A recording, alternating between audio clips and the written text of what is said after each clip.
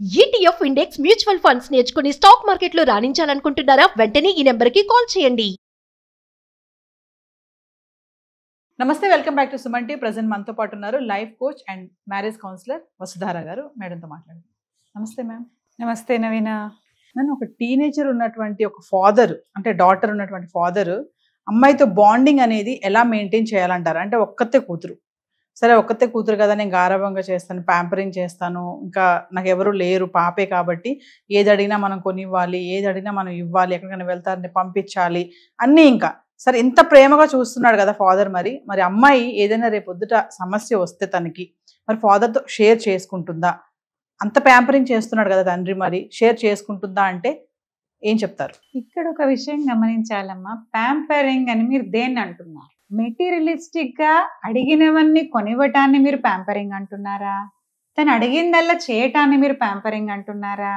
లేదా కనపడే వాటిని, అంటే వస్తువులే కావచ్చు, డ్రెస్సులే కావచ్చు, టూర్లే కావచ్చు, వీటిని మీరు ప్యాంపరింగ్ అంటున్నారా? అన్ని ఇంకా రెస్ట్రిక్షన్స్ కూడా లేవు. ఒక్కతే సపోజ్ ఇప్పుడు బర్త్డే ఉంది, బర్త్డేకి నేను పలానా డ్రెస్ వేసుకుంటా చెప్పాలంటే ఫైనాన్షియల్ గా ఆలోచించాల్సిన అవసరం లేదు. అమ్మాయి అడిగిందల్లా ఇచ్చేయటం. ఎస్, అంటే ఇంకా వాళ్ళ బ్యాక్గ్రౌండ్ ఎలా ఉన్నా సరే తనకు చెప్పాల్సిన అవసరం లేదు. ఇప్పుడు ఎగ్జాంపుల్ చెప్తాను మేడం. ఇప్పుడు పాప బర్త్డే వచ్చింది, సపోజ్ 10th స్టాండర్డ్ అనుకుందాం. పాప బర్త్డే వచ్చింది, సపోజ్ ఒక ఫ్రాక్ కొనుక్కుందాం అనుకుంది. అమ్మ నువ్వు ఆ ఫ్రాక్ వేసుకోవద్దు అని తండ్రి చెప్పలేడు అమ్మాయికి. అది బాగాలేదు, నువ్వు అంటే ఈ నీస్ వరకే ఉందనుకోండి, అది బాగాలేదు, నువ్వు ఆ డ్రెస్ వద్దు అని చెప్పే పరిస్థితి కూడా లేదు అక్కడ. అంత ప్యాంపరింగ్. అమ్మాయి ఆ ఫ్రాక్ కొనుక్కుంది అంటే నాకు అర్థం చేసుకోవచ్చు, మా డాడీ నన్ను ఏమీ అనరు, నేను ఒక్కతే కూతుర్ని, నన్ను చాలా లవ్ చేస్తారు అనే కదా అమ్మాయి తీసుకుంది. ఇక్కడ తండ్రి కూడా ఏం చెప్పలేనటువంటి పరిస్థితి, నువ్వు అది వేసుకోవద్దు అని స్ట్రాంగ్గా గట్టిగా చెప్పలేడు. అంటే ఏం జరుగుతుంది మరి దానివల్ల ఏంటి? అది దీన్ని ఎలా చూడొచ్చు అంటే తప్పనిసరిగా చెప్పాలి. వేషం, మాట తీరు, అన్నిటి గురించి చెప్పాలి. ప్యాంపరింగ్ అనేది, ప్రేమగా చూసుకోవటం అనేది అబ్సెన్స్ ఆఫ్ డిసిప్లిన్ కాదు. డిసిప్లినే, ప్రేమనే. రెండిటికి బ్యాలెన్స్ అనేది అవసరం. ఇప్పుడు నా దగ్గరికి ఒక అమ్మాయి వచ్చింది, షీఈస్ 14-15 years old. నా దగ్గర నాకు అన్ని అడిగినవన్నీ ఇస్తారు మేడం, కానీ I don't feel safe at home. అమ్మాయి ఇంటికి ఎక్కువ రాకుండా ఫ్రెండ్స్ దగ్గరనే ఎక్కువ గడిపేస్తుంది అని వాళ్ళ పేరెంట్స్ కంప్లైంట్. అడిగిందల్లా ఇస్తున్నారు కదా, ఇంకేంటి ప్రాబ్లం? అడిగిందల్లా ఇస్తున్నారు. ప్రాబ్లం ఎక్కడా? నాకు నన్ను ప్రేమిస్తున్నారు అనిపించట్లేదు. I don't feel safe. మా అమ్మ ఆమె పనిలో బిజీ ఉంటుంది, ఆమె జాబ్ చేసుకుంటుంది.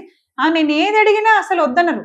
నేను టూర్కి పోతా అంటే ఇస్తారు, నాకు ఈ డ్రెస్ కావాలంటే ఇస్తారు, ఏది కావాలంటే అది నాకు అన్ని ఇచ్చేస్తారు. But I don't feel like going home. ఎందుకంటే నాకు అక్కడ ప్రేమ లేదు, నాకు అక్కడ ఎమోషనల్ సేఫ్టీ లేదు. నన్ను ప్రేమించరు అంటే మీకేమనిపిస్తుంది? అడిగిందల్లా కొనివ్వటం ప్రేమ కాదు. ఎప్పుడు ప్రేమ? నాకేదో అనిపించింది, నాకు బాధ వచ్చింది, నాకు కోపం వచ్చింది, అమ్మా ఇది అని నేను చెప్పగలగాలి. ఇప్పుడు మీరు తండ్రి గురించి అన్నారు కదా, చిన్న డ్రెస్ ఉంది అతను చెప్పలేడు, చెప్పాలి. ఎందుకు చెప్పలేడు? ఎందుకనంటే అడిగిందల్లా చేసేయటమే ప్రేమ అనుకోవటం వల్ల చెప్పలేదు. అది ప్రేమ కాదండి. మీరు స్వేచ్ఛనిస్తున్నారా, విశృంఖలత్వానికి అలవాటు చేస్తున్నారా? చూసుకోవాల్సింది ఎవరు? మీరే చూసుకోవాలి. అంటే కొంతమంది ఫాదర్స్ అనుకుంటారు, ఇప్పుడు బయట సొసైటీ అలానే ఉంది కదా, ఏం కాదులే, మా అమ్మాయి అలా ఉంటే పాష్గా ఉంటే ఏమైంది, ఆ ఫ్రాక్ అలా వేసుకోవడం వల్ల ఏమైనా ఇబ్బందా అని మనలాంటి ఏమైనా సలహా ఇచ్చారనుకోండి, ఏంటి అది అలా ఉంది, ఆ ఫ్రాక్ అంత షార్ట్ ఉంది, ఎట్లా నువ్వు ఒప్పుకున్నావురా అని అన్నారనుకోండి, ఏముంది బయట అంతా మారిపోయింది టెక్నాలజీ అనే ఫాదర్స్ కూడా చాలా మంది ఉన్నారు. అందులో ఏం తప్పు ఉంది అనే ఫాదర్స్ కూడా ఉన్నారు. అది వాళ్ళు ఉంటున్న సొసైటీని బట్టి కూడా ఉంటుంది. ఇప్పుడు అలాంటి డ్రెస్ వేసుకొని, నేను డ్రెస్ల గురించి స్పెసిఫిక్గా చెప్తున్నాను అని అనుకోకూడదు, కాకపోతే కొన్ని సొసైటీల్లో అది యాక్సెప్టబుల్ కాదండి. ఒక మిడిల్ క్లాస్ సొసైటీ యాక్సెప్టబుల్ కాదు, ఒక పల్లెటూరు అది యాక్సెప్టబుల్ కాదు, ఒక 2-tier సిటీ ఇది యాక్సెప్టబుల్ కాదు. So be a Roman in Rome. ఎక్కడ ఎలా ఉండాలో అక్కడ అలా ఉండాలి. అది మానేసి నేను ఇక్కడ ఉన్నట్టే, నేను ఇంట్లో ఉన్నట్టే బయట ఉంటా, నేను ఇక్కడ ఉన్నట్టే అక్కడ ఉంటా అంటే కుదరదు. We don't fit there, we don't belong there and people don't include. మనల్ని అక్కడ ఇంక్లూడ్ చేసుకోరు వాళ్ళు అక్కడ. అడిగిందల్లా ఇవ్వటం కాదు. ఇంకా మీరు ఇంకొక మాట అన్నారు కదా, ఈ మధ్య కాలంలో ప్రేమ పెళ్లిళ్ళు ఎక్కువైపోతున్నాయి, అమ్మాయిలు పారిపోతున్నారు. ఈ పారిపోయే అమ్మాయిల్లో ఎక్కువ శాతం ఎలాంటి వారో తెలుసా? ఇంట్లో అడిగినవి అన్ని దొరుకుతాయి, ఎటు పారిపోయినరు వాళ్ళు, నన్ను ఎవరేమంటారు. కానీ ఈ విషయం చెప్పటానికి స్వేచ్ఛ ఉన్నదా? లేదు. నన్ను అడిగితే ఒక అమ్మాయితో ఒక ఫాదర్ ఎలా ఉండాలి అని అంటే, ఆ టీనేజ్, ఆ ప్రేమలు, ఆ ఏజ్ వచ్చేసరికి కూడా ఆ అమ్మాయి తండ్రి దగ్గర డిస్కస్ చేయగలగాలి ప్రతి విషయాన్ని. నాన్న ఇతను ఇలా వచ్చాడు, ఇది ఇలా జరిగింది చెప్పగలగాలి. అంతటి సేఫ్టీని, భద్రత, దీన్ని భద్రత అంటారనమాట, ఆ భద్రతను ఇవ్వగలగాలి. అడిగిందల్లా కొనిచ్చేయటమే ప్రేమ కాదండి.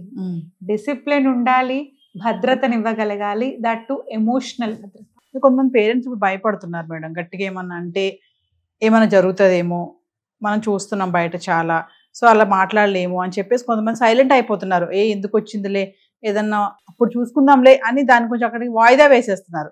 సో ఒక ఫాదర్ మరి స్ట్రిక్ట్గా ఉండాలి, అదే టైంలో కూతురు కూడా మీరు ఇందాక అన్నట్టుగా ఇంత స్వేచ్ఛ ఇస్తున్నారు కదా నా పేరెంట్స్, నాకు నేను ఏదున్నా మా పేరెంట్స్ షేర్ చేసుకోవాలి అని ఆ డాటర్ అనుకుంటుందా? అసలు ఆ మూమెంట్ వస్తుందంటారా?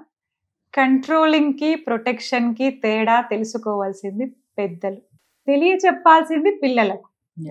నేను ఇవాళ ఒకటి చెప్పాను నీకంటే, ఇది కంట్రోలింగా లేదా బీయింగ్ ప్రొటెక్టివా?